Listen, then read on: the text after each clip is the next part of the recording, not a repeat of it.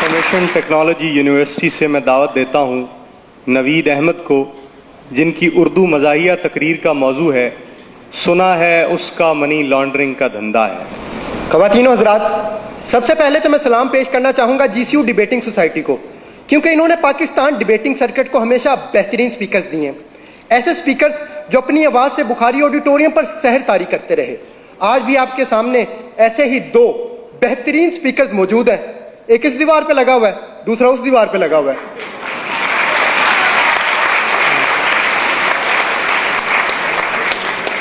सदर आला वकार, पाकिस्तान में तो हर सियासतदान का मनी लॉन्ड्रिंग का धंधा है, इसलिए मेरी ख्वाहिश थी कि मैं सियासतदान बनूं ताकि इस मनी लॉन्ड्रिंग को खत्म कर सकूं। इसलिए मैंने सियासत के मैदान में कदम रखा, फिसल गया। मैंने फिर सियासत के मैदान में कदम रखा, फिसल गया। फिर मुझे एक बाबा जी ने कहा कि सियासत के मैदान में सिर्फ वो नहीं फिसलता जिसने बूट पहने हुए हो।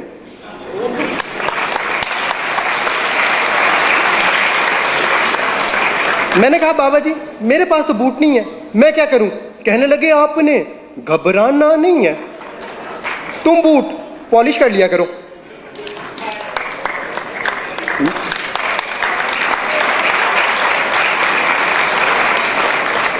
मैंने कहा बाबा जी उससे क्या होगा? कहने लगे बेटा उससे मुल्क में तब्दीली आ जाएगी। मैंने कहा बाबा जी क्या मतलब, वजाहत करें। कहने लगे बेटा वजाहत मैं कर दूंगा मगर तुम डिस्क्वालीफाई हो जाओगे, और हो सकता है डिस्क्वालीफाई होने के बाद लापता भी हो जाओ, क्योंकि वो नंबर 1 है। सदर आला वकार कुछ ऐसा ही हुआ। कुछ दिनों बाद मैं लापता हो गया और उन्होंने मुझ पर मनी लॉन्ड्रिंग का इल्जाम लगाकर जेल भेज दिया। जेल में मेरी मुलाकात एक निहायत शरीफ इंसान से हुई।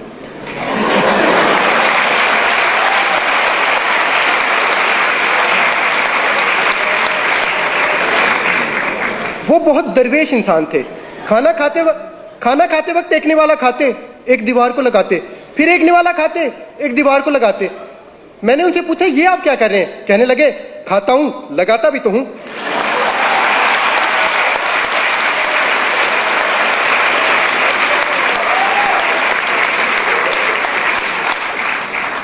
मैंने कहा बाबूजी सुना है आपका मनी लॉन्ड्रिंग का धंधा है, क्या आप इसी वजह से जेल में आए?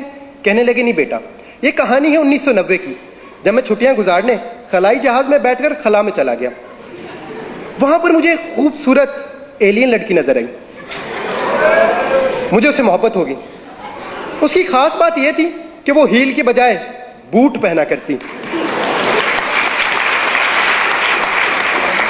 और मैं पॉलिश किया करता। उसके पास गैबी ताकतें थी, वो बंदे गायब कर देती थी।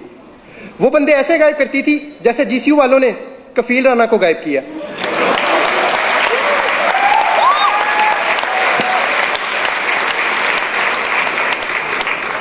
फिर मेरी सालगिरह आई और सालगिरह पे उसने मुझे कुर्सी दी। 2.5 साल तक मैं कुर्सी के साथ खेलता रहा, फिर उसने कुर्सी वापस ले ली। प्यार मोहब्बत का ये सिलसिला ऐसे ही चलता रहा कि 1999 आ गया। इस मर्तबा उसकी सालगिरह आई और तोहफे में मैंने उसे बिल्ला दिया जो डरता वरता किसी से नहीं था। फिर मैंने उसे कहा चलो आओ कोई धंधा शुरू करते हैं। कहने लगी पहले मेरे एक सवाल का जवाब दो, अगर एक लड़की गाड़ी में बैठी हो तो उसे क्या कहेंगे? मैंने कहा गर्ल कार। कहने लगी नहीं कार गर्ल। मैं कहनी गर्ल कार। फिर इसी कारगिल के इशू पे हमारी लड़ाई होगी।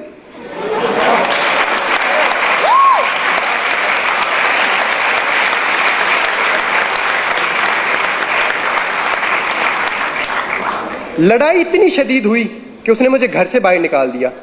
उस दिन मैंने ये पहली मर्तबा सोचा था कि मुझे क्यों निकाला।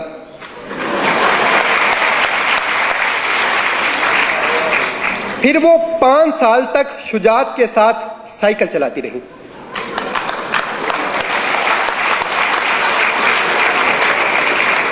और रहमान का फजल तो उसके साथ था ही। और दूसरी तरफ मुझे एक अरबी शेख मिल गया जो मुझे अपने साथ अल्लाह की सरजमीन पर ले गया। फिर वहां जाके मुझे इस बात का अंदाजा हुआ कि शेखों की 2 इकसाम है और इनमें से सबसे अच्छी है मिल्क शेक।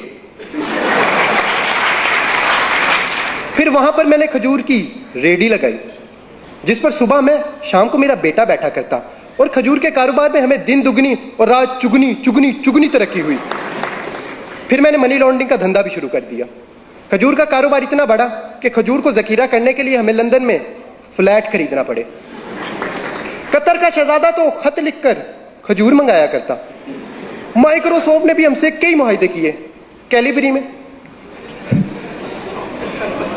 फिर मैं सारा धंधा छोड़कर घर वापस आ गया, क्योंकि अब वो रहीम और मेरी तरह शरीफ हो चुकी थी। फिर मैं उसे मिलने गया और मैंने उसे कहा, थैंक यू रहीम शरीफ।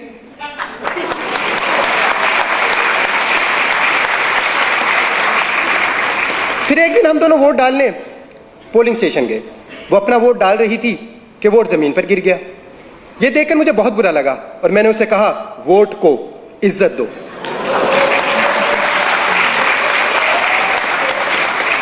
इस बात पर उसे गुस्सा आ गया और उसने मुझे कमर तोड़ जवाब दिया। मैंने उसे कहा, फिर उसने मुझ पर मनी लॉन्ड्रिंग का इल्जाम लगा दिया और उसे मेरी मोहब्बत को ठुकरा कर किसी और के पास चली गई। मैंने कहा, बाबूजी आप उससे इतनी मोहब्बत करते थे, उसके लिए मनी लॉन्ड्रिंग छोड़ देते। कहने लगे, कैसे मनी लॉन्ड्रिंग छोड़ देता, फिर मेरे बच्चों का क्या बनता, क्योंकि उनकी लंदन में तो क्या पाकिस्तान में भी कोई जायदाद नहीं है। और अगर मैं मनी लॉन्ड्रिंग छोड़ देता तो रोटी कहां से खाता। मैंने कहा, देखें रोटी का वादा अल्लाह ने किया है और सालन आप लंगर खाने से ले लेते। फिर कहने लगे, मुझे छोड़ने की एक वजह यह भी थी कि मैं मोटा था और अब वो हैंडसम के पास गई थी। फिर मैं हैंडसम से मिलने बनी गाला मैरिज ब्यूरो गया, क्योंकि उनका शादियों का धंधा था।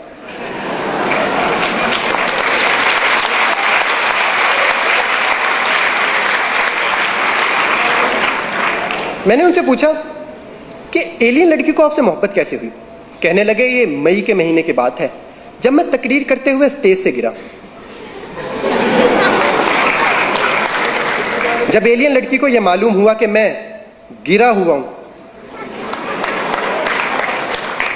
तो फिर उसने मुझे कुर्सी दी, टायरों वाली, जो रिमोट से चलती थी। मगर पता नहीं क्यों रिमोट नहीं दिया।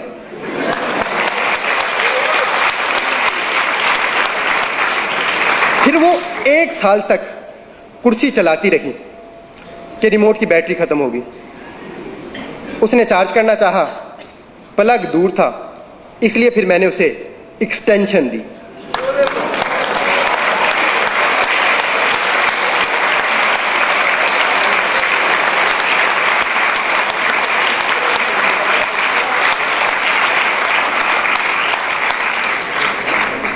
तीन प्लगों वाली।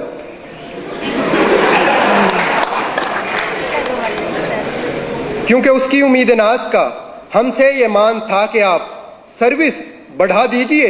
सर्विस बढ़ा दी गई। सदर आली वकार, अब तो ये आने वाला वक्त ही बताएगा कि एलियन लड़की रिमोट वाली कुर्सी चलाती है या फिर डीजल वाली।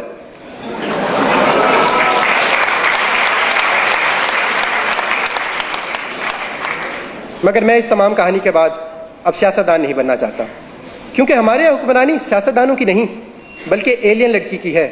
वो जब चाहे जिस पे चाहे मनी लॉन्ड्रिंग का इल्ज़ाम लगाकर उसे कहानी से बाहर कर दे। और अगर हमें ये मनी लॉन्ड्रिंग ख़त्म करना है तो हमें अपना जमहूरी निज़ाम बेहतर बनाना होगा, क्योंकि इस निज़ाम से हमें अक्सर बेवकूफ़ सदर मिलता है। अगर आपको मेरी बात पर यकीन नहीं तो मिसाल आपके सामने है।